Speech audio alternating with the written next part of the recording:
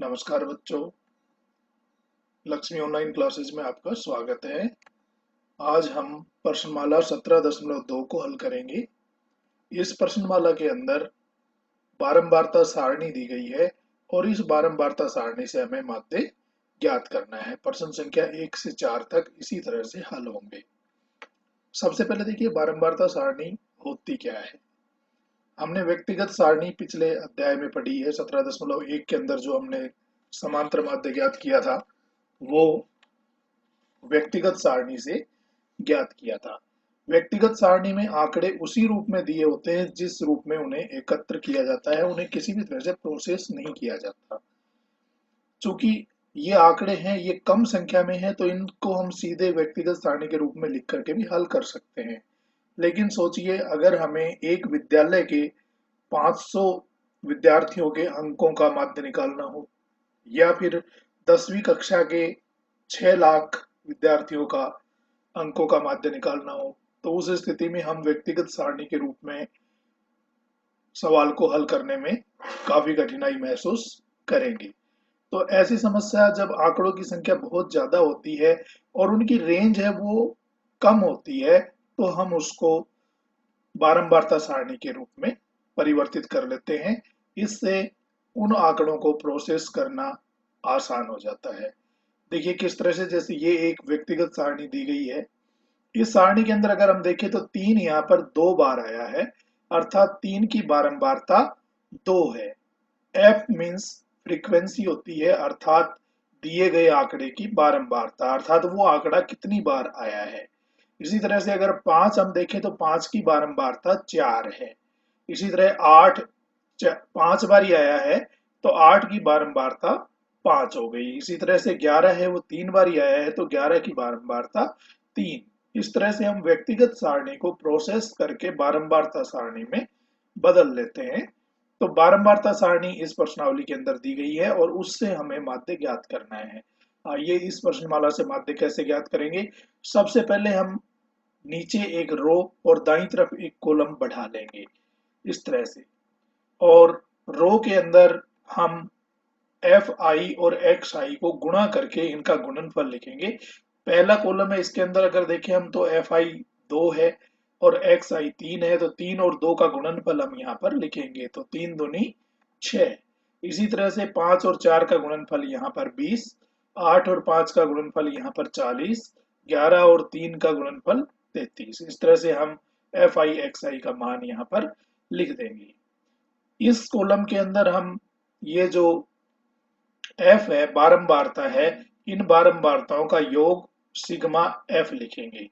Sigma F का मतलब है बारंबारताओं का योग। आइए जोड़ लेते हैं इनको। 2 और 4 6, 6 5 11 और 3 14। इसी तरह से एफ आई एक्स आई है, इसका भी हम यहाँ पर सिग्मा निकाल लेंगे, अर्थात इनका योग कर लेंगे। 33 और 40 73 और 20 93 और 6 99। अब देखिए सूत्र, बारंबारता सारणी से समांतर माध्य निकालना हो तो उसका सूत्र होता है समांतर माध्य बराबर सिग्मा एफ आई एक्स आई बटे सिग्मा एफ आई। यानी एफ आई एक्स आई का जो हमने सिग्मा निकाला है, उसमें सिग्मा एफ आई जो हमने निकाला उसका भाग दे देंगे। इस तरह से 99 बटे 14। अब इसको जब हम भाग करेंगे तो हमारा उत्तर आ जाएगा 7.07। अगला प्रश्न देखिए। इसमें भी बारंबारता सारणी दी गई है और इस बारंबारता सारणी से हमें माध्य ज्ञात करना है। तो जिस तरह से हमने प्रश्न 1 में किया, उसी तरह से नीचे की तरफ एक रो और दाईं तरफ एक कॉलम बढ़ा लेंगे और एफ आई एक्स आई का मान यहाँ पर निकाल करके लिख देंगे। 2 एकम 2, 5 को 5 से गुणा किया तो 25, 7 चौक 28, 9 7 63, 11 तिये 33। पूर्व की भांति ही एफ का अर्थात बारंबारताओं का यहाँ पर सिग्मा करेंगे, अर्थात बारंबारताओं का योग कर लेंगे। तो यहाँ पर बारंबारताओं का योग आपका हो गया 20। अब एफ आई एक्स आई का भी हम योग कर लेंगे, ये हमारा हो जाएगा 151। अब सूत्र में हम इन संख्याओं के मान लिख देंगे। 151/20, 151 में हम 20 का भाग दे देंगे जो कि जाएगा 7.55 बारी। तो 7.55 हमारा समांतर माध्य यहाँ पर हो गया। अगला प्रश्न देखिए, प्रश्न नंबर 3। इसके अंदर जो आंकड़े हैं वो हमारे दशमलव भिन्न में दिए गए हैं और उनकी बारंबारता दी हुई है। तरीका वही है जैसा हमने प्रश्न 1 और 2 को हल किया। सबसे पहले एक रो और एक कॉलम हम बढ़ाएंगे और एफ आई एक्स आई अर्थात आंकड़े को उसकी बारंबारता से गुणा करके यहाँ पर लिखेंगे। 30 को हम जब 0.1 से गुणा करेंगे तो 0.1 गुणा 30, गुणा जो दशमलव की संख्या से होती है वो सिंपल जो साधारण संख्याएं होती हैं उनकी तरह से ही होती है। 30 को हम 1 से गुणा करेंगे तो 30 एकम 30। अब दशमलव के बाद एक संख्या है तो हम एक संख्या छोड़ करके यहाँ पर दशमलव लगा देंगे, तो इस तरह से 3.0। तो दशमलव के बाद की जो संख्या है अर्थात दशांश है वो हमारा 0 है, तो इसको नहीं लिखेंगे तो भी कोई फर्क नहीं पड़ेगा, अर्थात पूर्णांक 3 हमारा यहाँ पर उत्तर हो गया। इसी तरह से हम 0.2 को 60 से गुणा करेंगे, उत्तर आ जाएगा 12। 0.3 को 20 से गुणा करेंगे, उत्तर आ जाएगा 6। 0.4 को 40 से गुणा करेंगे, उत्तर आ जाएगा 16। इसी तरह से 10 को 0.5 से तो उत्तर आ जाएगा 5। 0.6 को 50 से तो उत्तर आ जाएगा 30। जैसे पूर्व के प्रश्नों में किया, बारंबारताओं का योग करेंगे यहाँ पर 60, 30, 90, 90, 20, 110 और 40, 150 और 50, 200 और 10, 210। इसी तरह से हम एफ आई एक्स आई का भी योग कर लेंगे।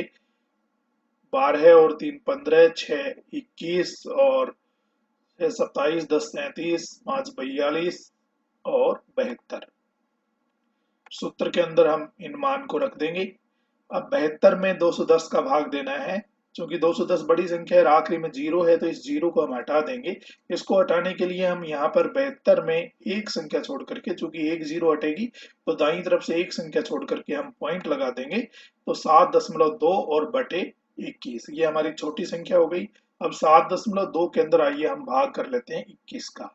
सबसे पहले 7 में हम 21 का भाग देंगे जो कि जाएगा 0 बारी, 21 0 0, क्योंकि 21 एकम 21 तो 7 से ज्यादा हो जाएगा। अब 7 में से 0 को हम घटा लेंगे, 7 में से 0 घटाएंगे तो 7 बच जाएगा। अब दशमलव आ गए, जहां पर दशमलव आ जाए तो पहले हम उत्तर में दशमलव लगा देंगे और फिर अगली संख्या को नीचे उतार लेंगे। अब हमारे पास 72 हो गए। 72 में हम 21 का भाग देंगे तो 3 बारी चला जाएगा, 21 3 63। 72 में से 63 को हम घटा देंगे, पहले यहाँ पर 2 है, 2 में से 3 घटेगा नहीं तो यहाँ से दाई लेंगे, 12 हो जाएंगे। 12 में से 3 गए तो 9, यहाँ 6 बच गए, 6 में से 6 गया तो 0। अब हमारे पास 9 है लेकिन आगे और कोई संख्या नहीं है जिसको हम नीचे यहाँ पर उतार सके, लेकिन चूंकि हमारे उत्तर के अंदर दशमलव लगा हुआ है तो हम यहाँ पर एक 0 लगा सकते हैं, तो इसमें हम एक 0 लगा लेंगे। अब हमारे पास संख्या हो गई 90। 21 का भाग 90 में देंगे तो 4 बार ही चला जाएगा, 21 चौके 84। 90 में से हम 84 को घटा लेंगे तो ये हो जाएगा 6। अब हमारा उत्तर आया 0.34, इसको हम यहाँ पर लिख देंगे, तो समांतर माध्य अपना यहाँ पर प्राप्त हुआ 0.34। अगला प्रश्न, प्रश्न नंबर 4। प्रश्न नंबर 3 की तरह ही ये प्रश्न है, वही दशमलव में आंकड़े दिए हुए हैं। सबसे पहले एक रो और एक कॉलम हम यहाँ पर बढ़ाएंगे और उसी तरह से आंकड़े को उसकी बारंबारता से गुणा करके यहाँ पर लिखेंगे। 7 को 0.1 से गुणा करेंगे तो 0.7, 0.3 को 8 से गुणा करेंगे तो 2.4, 0.5 को 10 से गुणा करेंगे तो 5, 0.7 को 15 से गुणा करेंगे तो 10.5, 0.89 को 10 से गुणा करेंगे तो 8.9। अब हम इन बारंबारताओं का योग यहाँ पर लिखेंगे, 8 7 15 और 10 25 और 15 40 और 10 50। इसी तरह से हम इन दशमलव की संख्याओं का योग कर लेंगे। दशमलव की संख्याओं का योग करने के लिए हमें पहले इनको सीध में लिखना पड़ेगा। दशमलव के नीचे दशमलव लिखें, दशांश अर्थात 10वां भाग है उसके नीचे 10वां भाग, और इकाई के नीचे इकाई और दहाई के नीचे दहाई। यहाँ पर दशमलव के बाईं तरफ जो है वो पूर्णांक होता है और दाईं तरफ होता है वो भिन्नांश होता है। तो भिन्नांश में दशांश होता है, दूसरा अंक शतांश होता है। इसी तरह से इधर इकाई, दहाई, सैकड़ा आगे संख्याएं चलती जाती हैं पूर्णांक में। तो दशमलव के नीचे दशमलव लिखेंगे और फिर इनका योग करेंगे। 7 4 11 और 9 20 और 5 25, 25 के 5 हासिल हो गई 2, 2 और 2 4, 5 9 और 8 17। पहले दशमलव के नीचे दशमलव लगाएंगे और 17 का फिर यहाँ 7 लिख करके एक को हम कैरी कर देंगे, 1 और 1 2, तो 27.5 हमारा इनका योग हो गया। तो इस 27.5 योग को यहाँ पर हम लिख देंगे। सूत्र में इस मान को रख लेते हैं, 27.5 बटे 50। सिग्मा एफ आई एक्स आई है, उसका मान हमने सिग्मा एफ आई एक्स आई की जगह लिख दिया। इसी तरह से सिग्मा एफ का मान है वो सिग्मा एफ की जगह पे यहाँ पर लिख दिया। अब 27.5 में हम 50 का भाग देंगे तो उत्तर आ जाएगा 0.55। इस तरह से समांतर माध्य बराबर 0.55। धन्यवाद बच्चों। यदि आपको यह वीडियो अच्छा लगे तो इसे लाइक करना ना भूलें और साथ ही चैनल को सब्सक्राइब कर लें, जिससे आने वाले वीडियो आपको तुरंत प्राप्त हो सकें। धन्यवाद।